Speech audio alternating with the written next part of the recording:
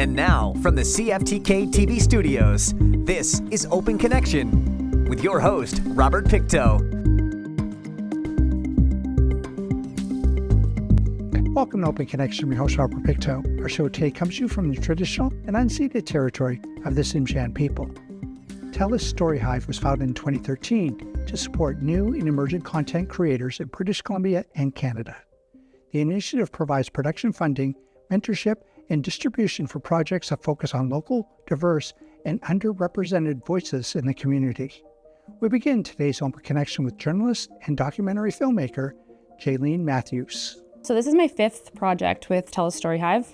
They've been super awesome to me. So when I came to work at CFTK, I only worked here for about a year, and then I left, did some other stuff, and then I came back here, had kids, and then I was sort of like not ready to go back to work full time, but wanted to get back into doing video journalism.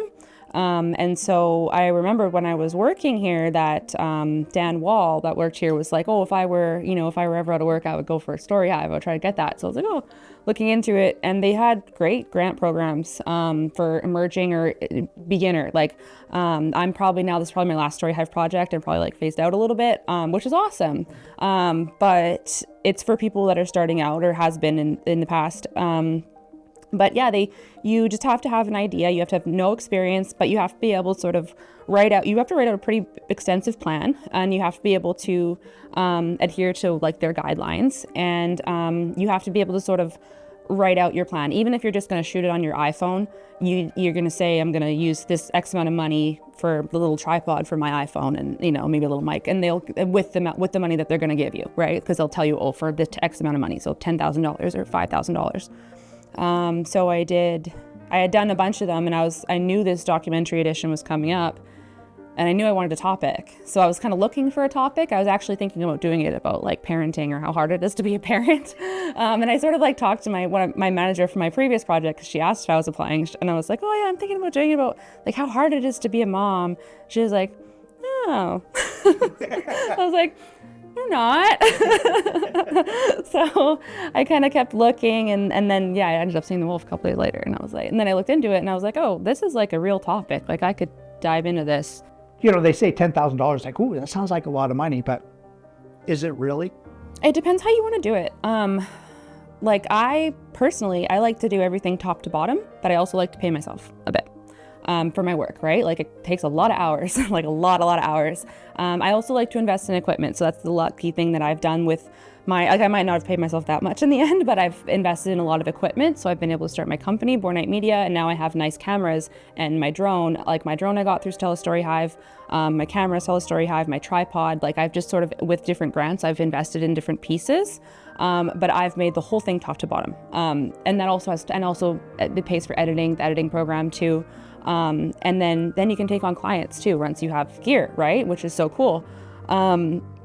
And professional audio gear too. I've gotten through them, but it's a lot of work. And so I know other people that do it will hire out everyone, right? They don't want to buy a camera. They don't want to get involved in film. They just want to tell their story. So you can hire a videographer like me or somebody else and pay them it's about $1,000 a day usually. But if you only need to shoot for 1 or 2 days, there's, $2,000 if you can get your shoot in for 2 days. Then you have professionally shot footage and you need to have it edited. And so editing with an editor is usually about $750 a day.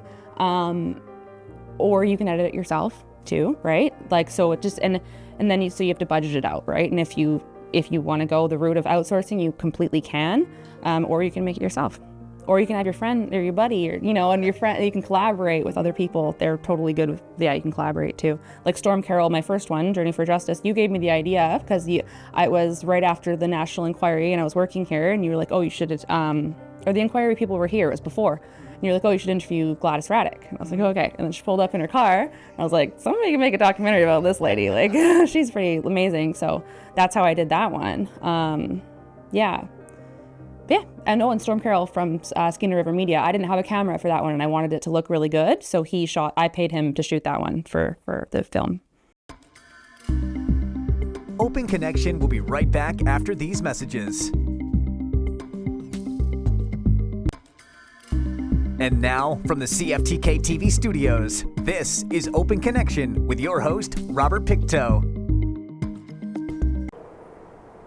This really made me think about wolves. Aren't they an iconic species as well? I mean, once you start looking around, they're everywhere. In art, stickers, murals, characters in our stories, and icons in our games. Wolf huffed and puffed and the house went wham.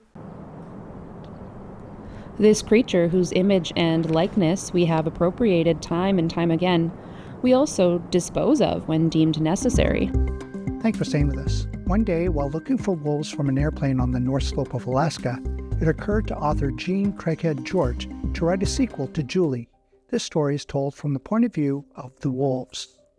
Let us return to the conversation as Matthew reflects on Julie's wolf pack. I remember as a child reading a book that was told from the perspective of a wolf pack, and it was all the different perspectives of the different wolves, and I loved that. And they're beautiful creatures, and I was just interested. And then I remember one of the first things when I was just Googling wolves, because my son was interested too. It was oh yeah, if you look on news, it's BC wolf Cull. So we live kind of out in the bush, and we have forest in our back yard. And I was just doing the dishes one day, and I looked up, and I was because I had a chicken coop, and right next to my chicken coop, I was oh my gosh, I thought it was maybe a neighbor dog, but it was the biggest dog I'd ever seen, horse-like, seriously, because the trees are big, and it was way up there, and its head was almost at the top of the coop. And then I looked again, and I was that's a wolf. And my son was playing at my feet too, so I picked him up, and he got to see it too. And then it turned around into the forest. It kind of saw us too, we kind of had a moment, and so that was pretty special. I'd never seen a wolf before. And so that I was oh, wolves, that's interesting. And so it sort of, got me interested in wolves. I'd always liked them. And then I got onto the controversy of it. And I just thought that was interesting, from a journalist perspective, just that there's two distinct, there's more than two sides to it, really. There's a lot of sides. Is that what started this documentary that you did? Why is there a wolf call? Is that the right name for it? Yeah, I called it What's Up with the Wolf Call, and it's sort of just me being what is that? And that's really what the film ended up being too. I reached out to some I wanted to get, I don't know, I want to give the whole film away, but I wanted to get government officials, and I didn't get it.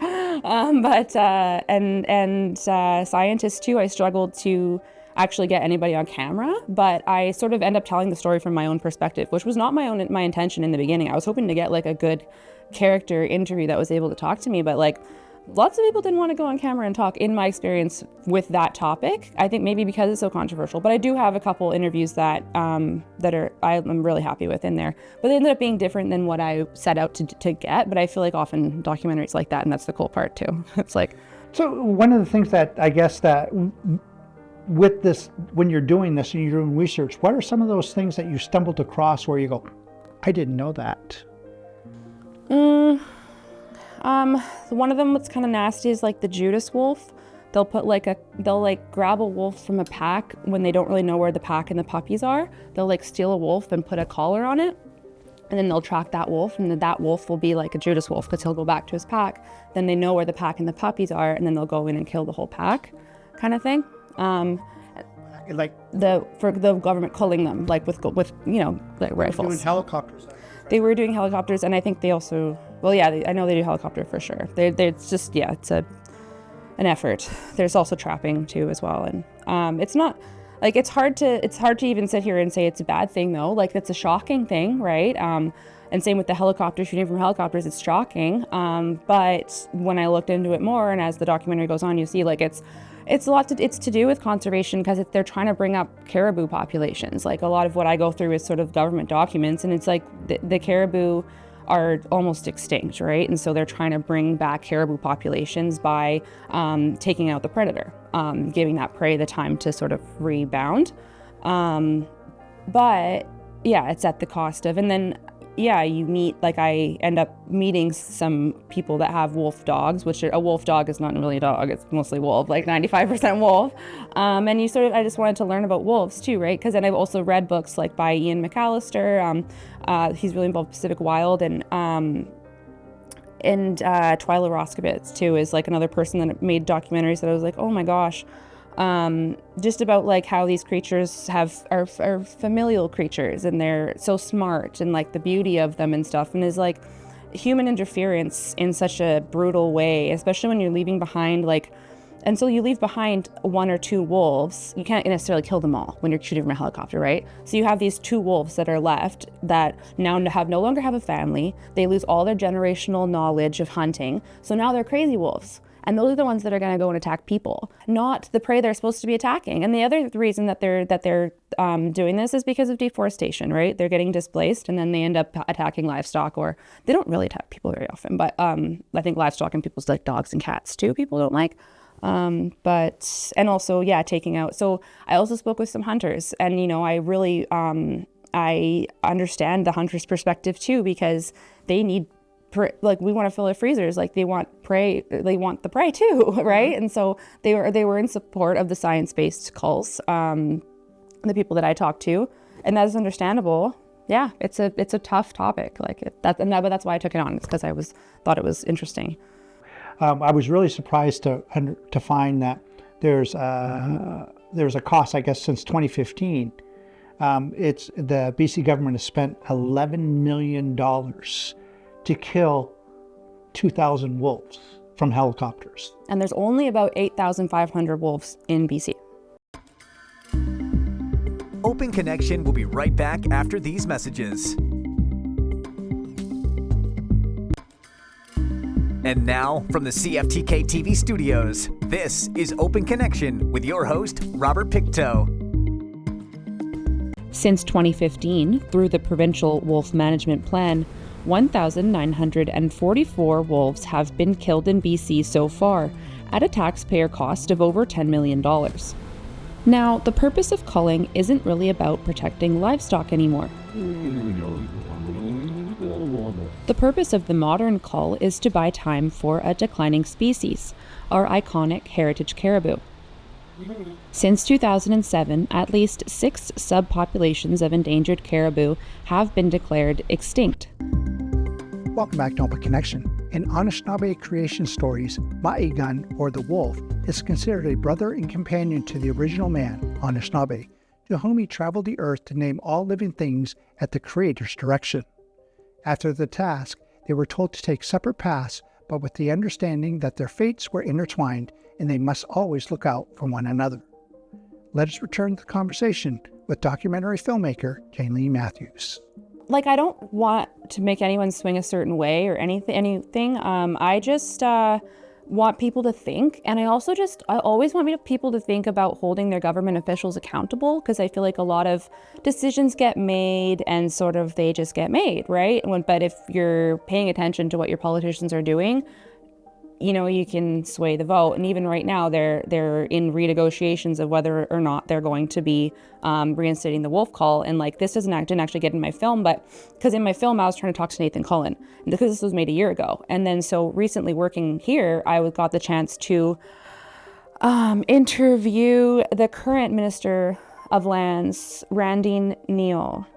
I asked her about the wolf call, and she did get back to me and just said basically they're renegotiating right now. So if people care, they sort of need to be writing their MLAs or writing their, it's their MLAs, about if they want it to continue, because people are in talks right now about it. Did you have an opportunity when you were doing research to see what's happening over in Europe as far as how they're dealing with the declining caribou population? Caribou in particular, I'm not 100% sure. I know that in the UK, they previously culled wolves completely. The royalty would do it for fun, and then it sort of became a hunt. And then, by the early 1900s, they were gone. Early 19th century, I think it was 1800s. There was no wolves left in the UK. But now, I think because of the ecosystem, they've talked about reintroduction. Because the wolves can help the ecosystem too, and that's what I think they found in Yellowstone National Park. The wolves had been culled out of there, and even the lake would receive, just because it affected everything, and certain populations were suffering. But then when they reintroduced the wolves, everything was doing better. So you don't really want to cull your wolves to extinction. It seems like, not that they're necessarily doing that, but And then I guess another part, going back on your documentary. You were able to meet a couple of people where wolves were almost like family members. That Yeah. They're wolf dog owners, so they own 95% wolf dogs. Very different from owning a dog, and they wouldn't recommend it to you. It was something very particular that they wanted to really spend their life, doing. And they feed these wolves like chicken, just like a big chicken, full on meat all the time. They're not eating dog food. There's no kibble, but they love them, they love each other. And then there's the people that I met. There's two of them. They're friends, and there's a couple wolf dogs between them. But they'll sort of keep them together sometimes because they're friends. And then when they get them together, they go crazy and they love each other. They're like family, and they're all sort of a little pack, and they love it. Did it kind of surprise you to see that human wolf interaction? That bond. Yeah, a little bit. I'd seen a couple documentaries where you kind of see that, right? And I'd read a book where the couple was right in there with the wolves, and yeah, scientists have done it, right? And so you kind of know that, yeah, they're able to bond. Yeah. So it's sad when you think about them, shoot up the whole pack, and then there's puppy that's left, and then he's all alone. So I guess you could almost toss out that lone wolf kind of mentality that these are really social animals. Yeah, that's what they kind of taught me. Yeah, sounds like the lone wolf will go out, but he'll maybe come back too, or he'll find someone or find something too. And it's just like people too. They all have different personalities, and some people are loners and some people are not. So I think there is the lone wolf is a thing too, but I think they all have different personalities. Open Connection will be right back after these messages. And now, from the CFTK-TV studios, this is Open Connection with your host, Robert Pictou. More wolf than dog. They were willing to let me visit the animals and talk about their experience. These wolf dogs are about 95% wolf, but have been carefully bred in captivity for generations. They'd rather pee and run than fight. My name is Lee Dennison, and I own a high-content wolf dog, Talon. I used to own another low-content, his name was Tundra, and he lived to be 12 and a half years, and then died due to heart disease, but basically old age. He had a good life. I'm good friends with another owner of another high content, and we tend to share the both of them because they're very bonded now. They think of each other as mates. Paying it forward is essentially performing an act of kindness or generosity for someone else, with the hope that they will then do the same for another person, creating a ripple effect of good deeds. Examples include buying coffee for the next person in line, leaving positive notes for strangers, and mentoring someone. In this final segment of Open Connection, Jaylene offers some advice for those thinking of applying to the Tell Us Story Hive program. It's hard. It's hard working full time, and just being busy and also trying to run the business. But I like being a mom. I know. I don't want to go on too much, but so it's not a season where I'm taking on too many jobs. But I actually do have a kind of a documentary in the works, but it'll be probably a while. But I'm making a video for a woman whose mother passed recently, who was a well-known poet in the Northwest. So that's kind of an exciting one that I'm excited about and just sort of chipping away at. I just think that Story Hive, honestly, is a super great program. If someone is interested in joining it, feel free to shoot me an email or interested in applying, because I'm more than happy to be a resource and talk about the pitching process or walk you through the pitching process. It's shouldn't be they want stories from smaller communities and out rural communities, because so many it's more accessible in the city to be making video, and you don't also need fancy equipment to be making video, especially nowadays. You can use and sometimes people nowadays will buy a fancy camera and put a piece of saran wrap or something over it to make it look retro, make it look bad. So you can use an old camera and have that be your look. As long as you're telling a good story, you can do it. It's totally fine. So I think there's such a I felt so scared getting into photography and videography because I always felt like my gear wasn't good enough or wasn't cool or wasn't, like you're not a videographer if you don't have the bells and whistles, right? But that's really not the case. It's more like the product. It's way more the product. And like now when I see people with all the bells and whistles, it's more like, oh, what are you making with that? Like, are you actually delivering or are you just, is it just for show? So a $10,000 drone is not in your future. No, but my drone that I got with Story Hive, it was $700 at the time. It was a big investment, DJI Mini, but I've had it now for over 5 years and I still fly it. The software is outdated. I can't use the software anymore, but now there's a different Android app that has mimicked the software, so I just use that and it works. Do you feel that, instead of doing that, the BC government should have done something to help the caribou as opposed to, help as opposed to hurt? I think that's the question, and maybe it comes down to money sometimes too, because it might cost a lot more to save the caribou. It seems like one of the ways that they have effectively helped rebound caribou populations has been maternal penning. So they'll pen them to protect them, right? But that costs money and time. And I think a lot of, there's been a big resurgence in Indigenous groups doing that with their caribou and helping to protect the caribou in less invasive ways. But also there's also Indigenous groups that Cull as well, like the Tahltan are involved in that, and it's part of cultural practice too, right? So it goes both ways with everyone. As long as there's to be a lot of deforestation, we're gonna have these populations that we're losing, right? And you can do what you can. Like when I talked to the hunters, they were like, it's a last ditch effort. Like these caribou, like we've already pushed it this far. Like that's, it's too late now almost, right? It was sort of the sentiment. Now they can do this to try to get a little bit back, but the damage is done. So if we want to do more damage or not do more damage, or just pick, maybe, if we are picking projects that are, have less environmental impact nowadays, hopefully we are, because that's the intention, right, that we're hearing from government, hopefully, then maybe we'll have less environmental impact. As far as human impact, is that these kill zones, lack of a better word, when they do a cut for a power line or for a pipeline, because wolves can move faster in those areas, and of course caribou have to cross those areas, so they almost sit and wait.